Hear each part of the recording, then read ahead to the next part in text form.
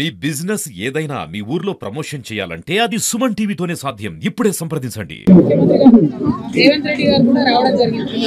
మరి ఆనాడు వచ్చినటువంటి ముఖ్యమంత్రి గారు అనేకమైన మాటలు చెప్పి వెళ్ళిపోయింది. ఏ ఒక్కటి కూడా ఇంతవరకు మరి నిజం కాలేదు. ముఖ్యమంత్రి గారి మాట అంటే ఒక గవర్నమెంట్ ఆర్డర్, ఒక జీవో అని ఆయనే పదే పదే చెప్పింది.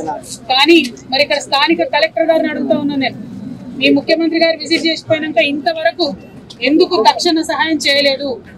ఎప్పుడైనా మీరందరూ కూడా తెలుసు, విఘ్నులు వరంగల్ ప్రజలు మీరు ఆలోచించండి. ఉమ్మడి ఆంధ్రప్రదేశ్ అయినా తెలంగాణ రాష్ట్రమైనా ఏదన్నా ఒక విపత్తు వస్తే తక్షణ సహాయం మనం ప్రతినిత్యం చేసినాము.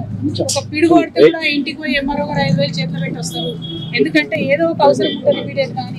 కానీ ఇన్ని ఇండ్లు 150 ఇండ్లు ఇక్కడ కొట్టుకపోతే ఇప్పటి వరకు ఒక నయా పైసా ఒక్కరికి కూడా ఇవ్వకపోవడం అన్నది చాలా చాలా దారుణం, సిగ్గుతో తలదించుకోవాల్సినటువంటి విషయం.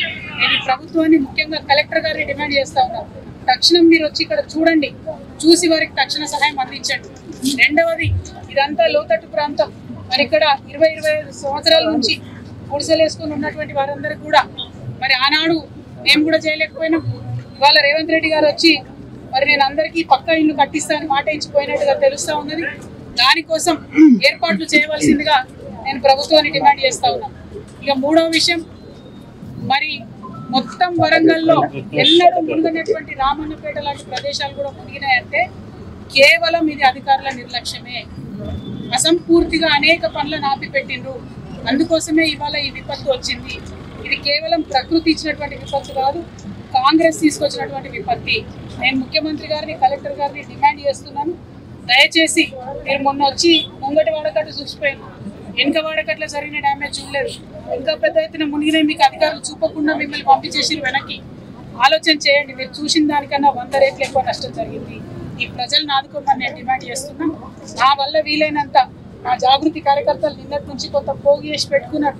ఇవాళ ఎంతో కొంత రుణమో ప్రణమో ఒక్క కుటుంబానికి మేము ఇలా సాయం చేయగలం. మేము ఒక సంస్థగా ఉన్నాం, మేమే ఇది చేయగలిగితే ప్రభుత్వంగా మీరు ఎంత చేయగలుగుతారు, ఎందుకు చేస్తలేరని చెప్పి నేను ముఖ్యమంత్రి గారు అడుగుతున్నాను. మరి నిన్న ముఖ్యమంత్రి గారు ప్రెస్ మీట్ పెట్టిండ్రు, గంటన్నరనో మాట్లాడిండ్రు. ఆ గంటన్నరలో వీధి రౌడీలు ఎట్లయితే మాట్లాడతారో అట్లా మాట్లాడిండ్రు. తాట తీస్తా, తోలు తీస్తా, ఇట్లాంటి మాటలు తప్పితే ఒక్కటి కూడా అభివృద్ధికి సంబంధించి కానీ, పేద ప్రజలను ఆదుకోవడానికి కానీ, పేద విద్యార్థుల కోసం కానీ ముఖ్యమంత్రి గారు మాట్లాడలేదు.